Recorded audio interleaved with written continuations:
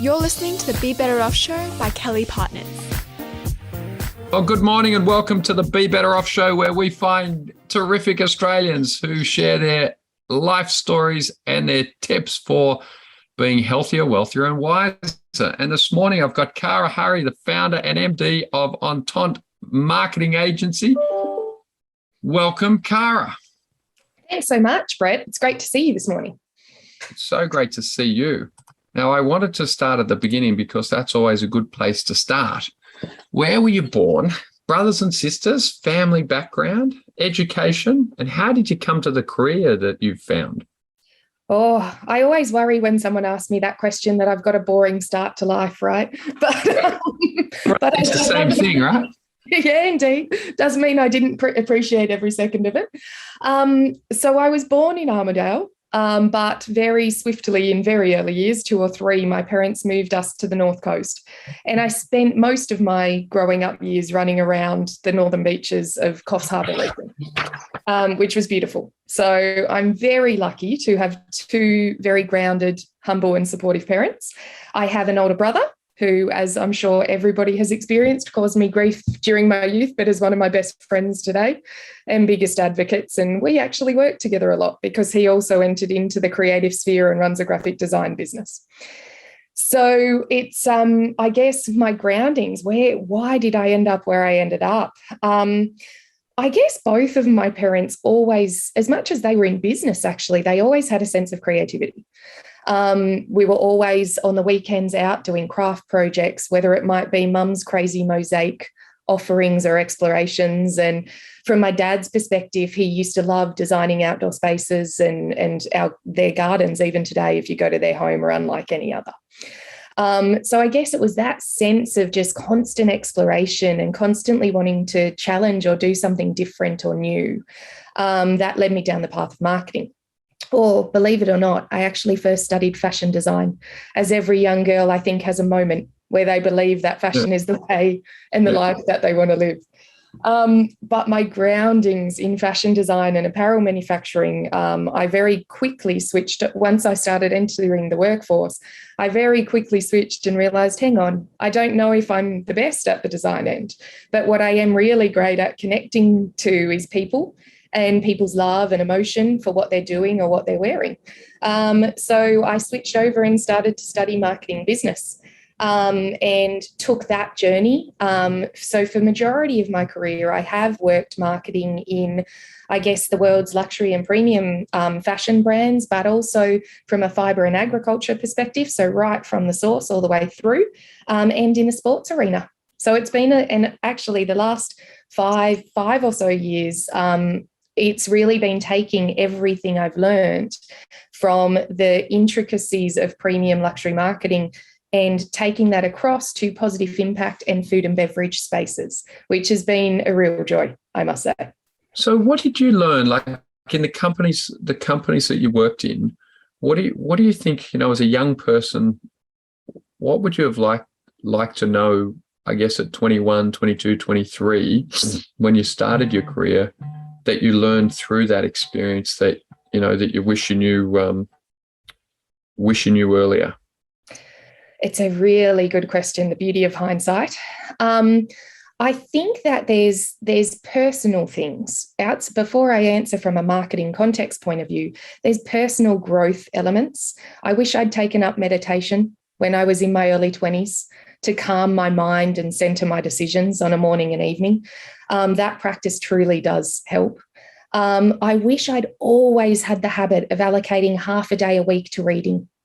I do that now at times. Of course, we get busy and I forget it, but knowledge is power. We all know it. So whether you're entering a new industry or a new market category, it's reading and delving or taking time for people that you regard as mentors or leaders in that space and learning from them, having coffee. I think staying connected as well. I think now bordering into the marketing side, I always think if I had my life again, I might go and study sociology, or I might have gone into business analyst world, because I think when I first started marketing, it was, believe it or not, before e-commerce and digital was really a thing. And I was the generation that was at the cusp of that. I was part of teams building first e-commerce websites and leading out social media campaigns before we knew, like when MySpace was still real, before Facebook was a thing.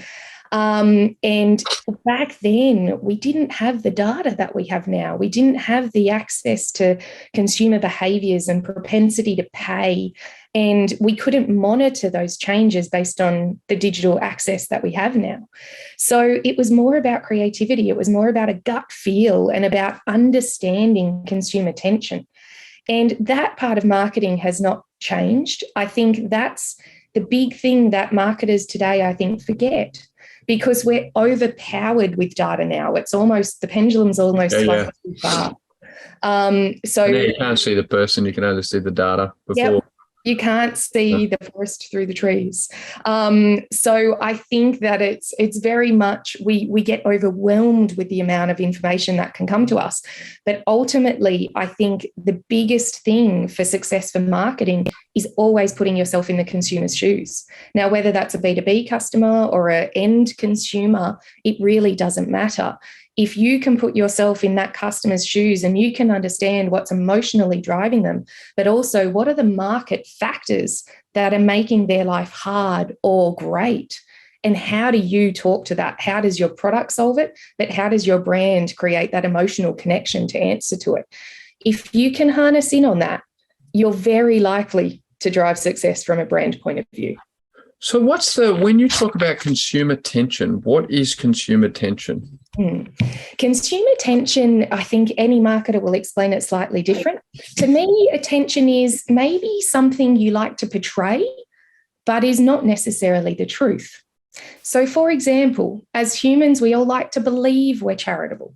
We all like to showcase our support of charities. We also always like to go to events to kind of support a good cause. Or we all like to call out and say we're very environmentally savvy. But actually, the reality is majority of people are still driven by price. And everybody knows, as much as it costs more to be environmental or it costs more to be charitable, behind the scenes, if everyone was to hand over their credit card statements as they do in your world, BK, you'd very likely find that the investment is not as much as they showcase. So that's really interesting. And I think if you can, like, I remember one of the first brands that ever harnessed on that tension in particular was a US glasses brand, like eyeglasses, called Warby Parker. And I always love, as old as that case study is, I always love to look back at it. Because what they did was they said, for every pair of glasses you buy, we will give another pair of glasses to someone in need. So they played on the tension that people really wanted to invest for themselves or buy something for themselves, but they wanted to feel better about themselves. And that there was tension. I recently was working with Hawke's Brewing Company. So Bob Hawke's Brewing Company, founded by two awesome ad creatives, David Gibson and Nathan Lennon, and working with them is a delight, because they're absolutely creative geniuses in marketing as well. But during the pandemic, obviously the alcohol industry was very challenged, and the hospitality industry was very challenged. And regardless of your beliefs for vaccination or not vaccination, we believe as a team, and being founded by Bob, one of our greatest Labor prime ministers who founded Medicare, we believed that it was everybody's need to get out, to get vaccinated and to get back. So we were one of the first brands that led out the initiative of, you know what, under 30s or under 40s, go and get it, even if it's AZ. Keep our community safe. We'll send you some beer to enjoy on the weekend as well. And it boomed. But again, that was playing on tension that existed in the market at the time. So I think it's a really important driver to understand. And again, it comes back to what I was saying. Put yourself in the consumer's shoes. So is that because there's a lot of emotion in that tension and you're trying to get into that emotion? Yes, it's sometimes not. The two examples we just talked about definitely were emotional behaviours for end consumers. Tension can also work in a business world. So Brett, I'm sure, like if we talked about accounting or financial planning at the moment, maybe from a business perspective, you need to drive revenue and you need to drive profit and increasing profit for your shareholders. So actually, in my industry sector, one of the brands coming under fire at the moment is H&M. Okay, we all know it, global fast fashion giant. They, to their credit, they are, I do believe, really trying to change into a sustainable and an environmental ethos.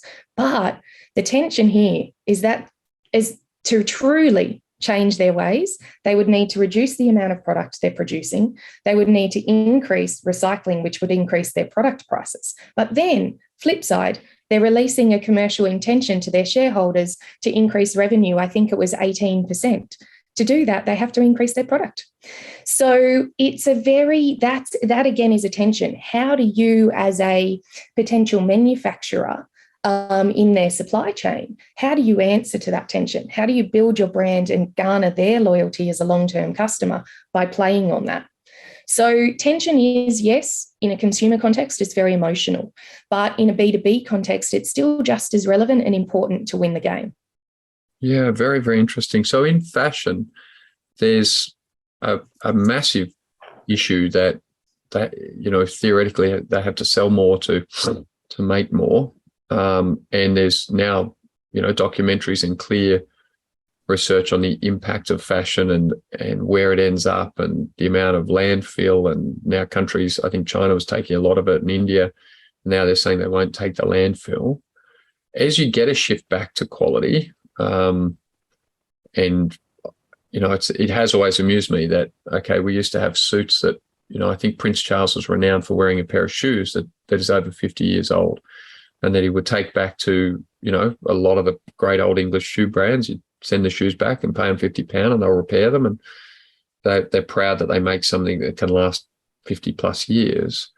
That ethos sort of got swept away with fast fashion, if you like. And the manufacturing capacity that came on when sort of 600 million Chinese entered the workforce 20 years ago, sort of a one-off event. Where does the world go in that? For these brands, I look at them and think, it is an unsustainable business model. You cannot grow something that just produces essentially $2 T-shirts off the back of slave labor in dodgy financial arrangements with your staff and dodgy environmental conditions for long. Look, I don't propose to hold all the answers. I think there's a few parts to that, BK. I think first, you need to stop and go, what are the consumer macro trends? Okay. So back then, and actually 15 years ago when I moved to New York, I was leading marketing and business development for the Lvmh company. So a premium and natural fibre, but at the time, we were under 2% of the global fibre market. And the macro trends at the time were very much all about globalization. It was all about convenience. And it was all about access, right, to whatever I could find. And that was when fast fashion brands really started to grow and started to boom, because they were answering that consumer need. They were answering the market need. Now, what's interesting when I look back on that is that sustainability back then was on the agenda. It was talked about, but big business ignored it. And in all honesty, in the fashion industry, my personal opinion is that there are still too many ignoring it today. But maybe they've got that. Maybe they're into the tension that they know the research on environmentalism is that if everyone's an environmentalist, but if it costs them $2 more, they're not. I would actually say that the studies and the data in particular in the fashion industry and post-pandemic is showing reverse to that now. And also, if you but it's not true across electricity, for example. That is true. Yes, yes. Talking only about textiles or fashion at the moment. And like your mobile is the worst environmental device ever. So if you said to every batteries, every junior who's an environmentalist, well, you can be one by giving up your iPhone. Mobile phone, would they do it? Exactly. There's absolutely no chance of that happening. So it's great tension. Okay, yep. Back to fashion. So what's going on there? So I think then, you look today, and especially post-pandemic, the big market call, and actually even in Australia, our government election also showcased that on a broad scale. We were voting for the environment. We were voting for sustainability. And I think obviously Australia is not the only country in the world. The US has currently released a strategy on import and legislation to come around supply chain integrity and transparency. And the EU has just released a strategy on circularity in textiles, all of which are not only talking and supporting community and customer sentiment, but are obviously moving further towards the potential of legislation, which will force change in the industry. Yeah. So to answer your question, I think business models, if they do not change, will start to become obsolete. Yeah. You can also look at case studies like Lvmh or Pangaea. These companies have boomed into multi-million-dollar businesses almost overnight because the only thing they play on is sustainable delivery of product or development of product, but also circularity and recycled options. So give back schemes. And I do think the juggernauts of the world will start to move this way. Of course, we're now talking mass market. If we're in the luxury space, luxury has always been a model of produce less at higher value. Yeah. And I think that even in the mass market space, there is propensity for that and there's opportunity for that. And I think a brand like Pangaea is a great example of it. Yeah, very interesting. Now, just to take you back to those observations you made for early on, so meditation, reading, mentor, staying connected, when you worked at Lvmh, for example, what did you learn? It's a big, huge company. It obviously has training other people don't have. And then, what did you learn that helped you? And what did you, I always say your life's either an example or a warning. So what were the examples of good things that you learned, and what were the examples of things that you think should be different or could be for you? Yeah. Differently. I think that, and it was a different world, right? So it was almost it wasn't pre-pandemic, but the internet is different. It's pre-pandemic. Yep. I think if I might answer that slightly differently, if it's okay, BK. I had 3 main roles, like 3, I guess, milestone career moments before I started my own marketing agency. My first one was with the Woolmark company. So I was part of, actually in Australia, it's called Australian Wool Innovation. And I was lucky to be part of that team as they have reacquired the Woolmark, which was the global mark for wool and quality wool around the world. And I was bright-eyed and bushy-tailed back then, fresh out of studying marketing and business. And I was transferred over to New York to lead marketing and business development. And I think if I look at that role, what I really learned there was the power of partnerships and creative collaboration. So how we started to bring the Woolmark back on the agenda was twofold. It was working with brands to understand how far we could push and develop our product and what that would celebrate and what that would answer for the consumer, whether that would be a more silky and diamond application approach for the luxury market. But it was also when we started to see wool really shoot into sports because of the properties it had that could answer that consumer's needs. We also were part of setting up the very first direct-to-farmer supply chains. So we started to, even though, as I said, sustainability was only subtly on the agenda back then, how we could play on that as a brand was by telling the story of our farmers, which today is a given, right? It's a mainstay today in food, beverage, fashion. But back then it was new. We were on the front foot of starting to deliver those stories and create those connections, both emotionally and through the businesses.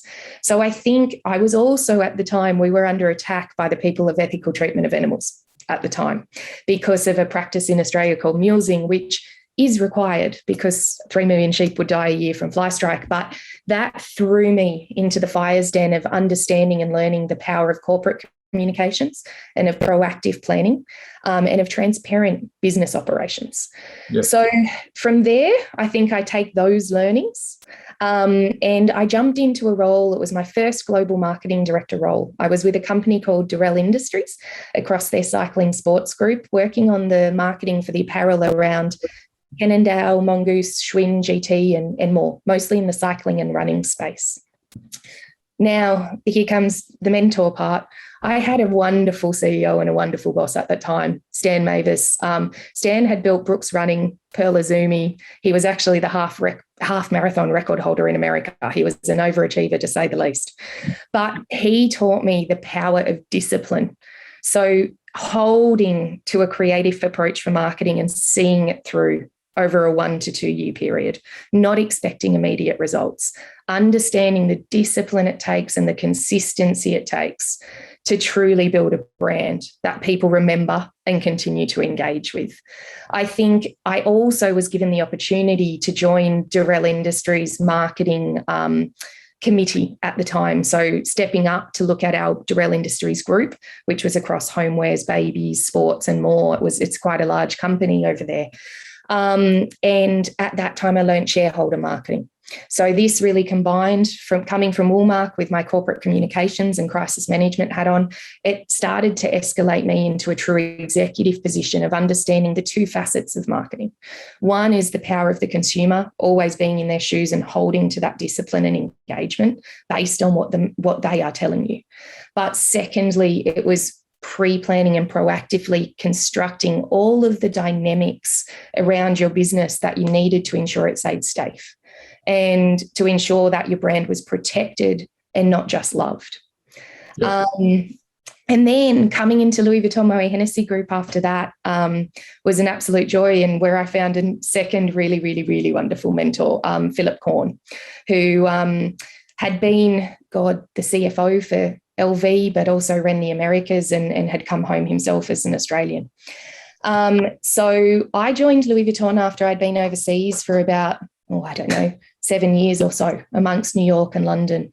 So coming home with that internationalization into the Australian market, but with one of the leading international companies, was phenomenal. I think LVMH is an amazing training ground. What it teaches you is intricacy. You build, I guess I was lucky to already have that basis of understanding brand and consumer drivers, but also corporate protection of brand. But then LVMH takes it to the next level with just really thinking through the customer is truly always front and center. And what are all the intricate pieces you can put into place to make sure that their experience is unforgettable? Yeah. That's what LVMH teaches you. It teaches you a value for customer first. And it teaches you a value of a long-lasting brand. That is not just a brand, it is part of their life. It is part of their value system. And that may sound cliche, but it is truly the inner workings of majority of luxury brands.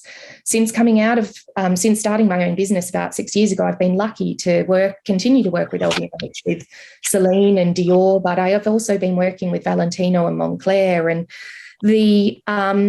the true core hallmarks of luxury branding is customer centricity. Yeah, very interesting.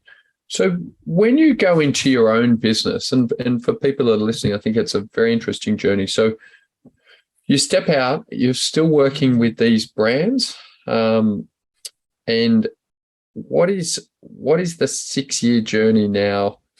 I always like to ask people, so you look at, I'm going to build this business, and then how's that turned out versus the original vision? Never turns out as planned. Any business, I'm sure, even if I turned that question on you, BK, if you thought I love that Mike Tyson quote that everyone's got a plan to like get punched in the face, right? Yep. I do feel like starting, it's a bit brutal, but I think starting a business is a bit like that. Yeah. Okay, so you have your plan. So what's your plan? What's your reality? And how does that sort of change your understanding of life and business? Oh, I think what was when I first came out, I saw a gap in the Australian market. There was sitting in a marketing director role for years. On one side of the fence, you had PR or communication-centric agencies, which are phenomenal, and they help create the news and engage the media in that way and amplify your brand voice. But it's one part of the marketing mix. And I found that from a marketing perspective's point of view, that there was more of a gap from communication spanning across more than just PR. It had to start to think about direct customer communication. It had to tie into partnerships, and it all needed to sync up. But on the flip side, the other side of the fence, there was really amazing creative ad agencies, which again, phenomenal, insane creativity and really wonderful at coming in and building a campaign around a new brand or a new product launch. But again, it was one part of the marketing mix. And as more and more international brands were entering the Australian market, but secondly, as there was a slew of really innovative Australian brands exiting our country and growing overseas markets, I saw a gap to provide a full service 360-degree marketing solution. And it did work for me. We do successfully today still bolt in as an extension of the brands and the teams we work with. So for over 3 years, we operated as full suite marketing for Valentino to help them build. And then we also helped them transition and build out an internal team. And so those kind of journeys I really enjoy, because you can really add value across all the different marketing disciplines. So that part of my plan, I'm pleased to say, hasn't changed. But I actually thought at the time there would be a lot more strategic collaboration and strategic partnerships in the Australian market. That has, like, it's still there every now and then, and I'm lucky to work on some good projects that are collaborative and creative. But I think the Australian market dynamics, and especially post-COVID, everybody became really protective and really focused on short-term wins and gains for their business, as was necessary. So that hasn't evolved for me, but that's okay. I'm still enjoying things. And I did end up, especially during the pandemic, I definitely, in those first few years, ended up in a bit more communications than I thought I would. I made the bold move to completely switch out of that early this year and start to really further focus in on marketing advisory, brand development, and marketing 360 launch plans. So look, I think it's always going to be up and down. I don't know what's around the corner next. We don't know. You had a bad car accident. Yeah. What does that do to sort of because I believe businesses that are run by founders are very strongly influenced by the values of those founders. What impact does that have on your values and your understanding of life and therefore the business? Yeah, absolutely. It makes you sit back and think, Brett. Like, without fail, I was 4 months out. So it was a pretty serious accident. And during that time, I definitely, number one, couldn't believe how supportive of a network I had built myself, both on a business front and on a family and friend front. That was phenomenal. So I definitely came back with more appreciation and conscious movements to appreciate my staff, appreciate my clients, and appreciate the people around me.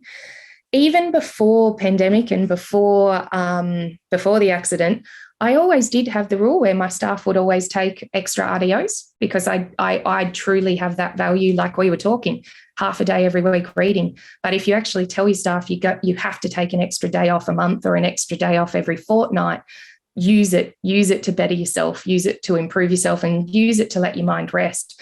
I actually found my staff would get more done even though they were working less. So after the accident, I really considered that structure with my team, because we were also during the pandemic at the time it happened. So I really considered how I could reframe our workspace that we still today get together 2, if not 3 days a week. But how did I give them every quarter, we now do a cultural initiative together to have fun but engage with our industries. And so it kind of, I guess, gave me that value of, let's not just work at it, let's work in it and enjoy it. And I've really kind of started to structure more things to ensure we are absorbing and participating in the marketing of our industry and absorbing it from a consumer point of view. The other thing, I definitely, it was part of my reason of turning off the public relations or the communications as a sole offering through my business, because I started to sit back and look at, I guess, the decimation of media in a way, especially when you're looking at the luxury or the FMCG space. In crisis communications and new brands, I think it still definitely has a big role to play. But I think it's one small part, and it's getting smaller because it's a pay-to-play game now. So I really decided to make that hard task and go, you know what, I'm going to downsize my business a bit, help 2 of my staff move in and find other jobs, and really focus in on marketing strategy and delivering robust roadmaps and plans that can add value. So yeah, I hope that answers the question. I think there's a million other things I would have learned, but they're the key on the work front.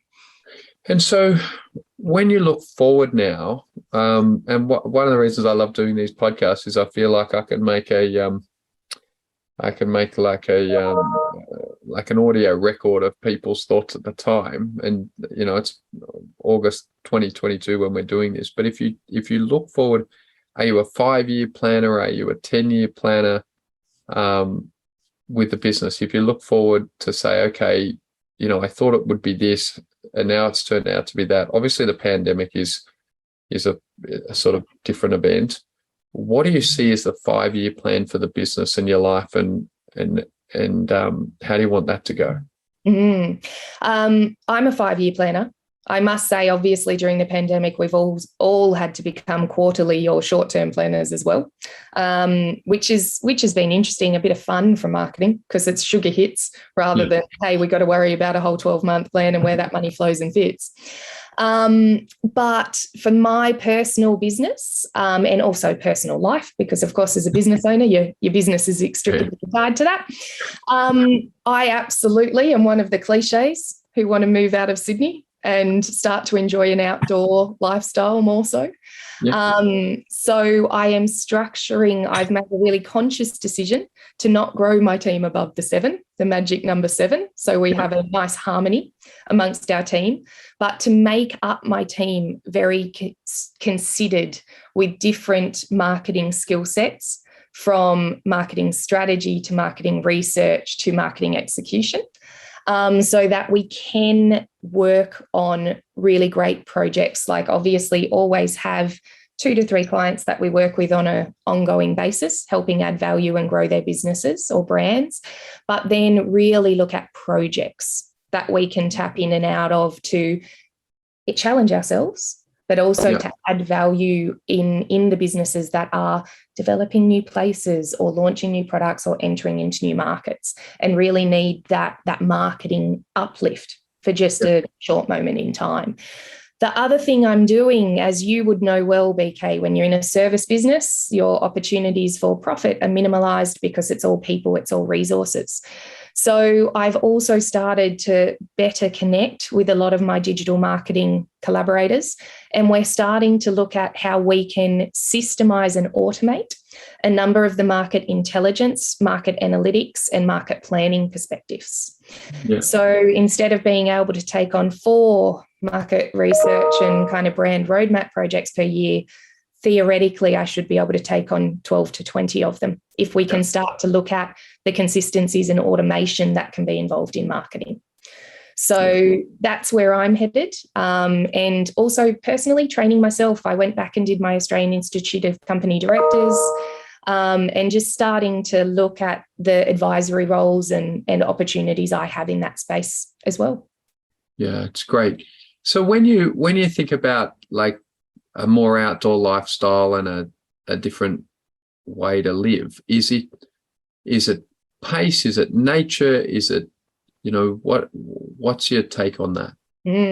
Nature first and foremost for me personally. I've always, even when I was living in New York and London, we would always find ways to escape to the outskirts in the Catskills up in state New York and hiking, or into the Welsh Mountains and the Brecon Beacons when we're in London. Nature to me it's a stabilizer. It allows my mind to calm down, and it allows me to come back to what's important. So for me, it is having that around me at all times and kind of taking that leave from the constant city structure. But also, I guess it's, I don't know if I'm too optimistic, BK. Like, I obviously get up every morning and I go for a swim here, or I work out in Sydney. I used to be a runner before the accident. I'm a pretty mad swimmer now. But up there, we'll have beach pools and ocean swimming, I think at a different level and a different scale, and just the wide open spaces. So, Yeah, very interesting. So for everyone that's joined us today, I'm so pleased to have Cara with us. She's a fantastic person, as you can tell, and I think has done some really intelligent and amazing work. So if you get a chance to connect, then it won't be a bad thing for your life or your business. Love hanging out with you, and I love that the podcast gives me that easy excuse to catch up with people. And as I like to say to everybody at the end of a podcast, have a great day. Thanks for having me, BK. Have a good day. Thanks, legend.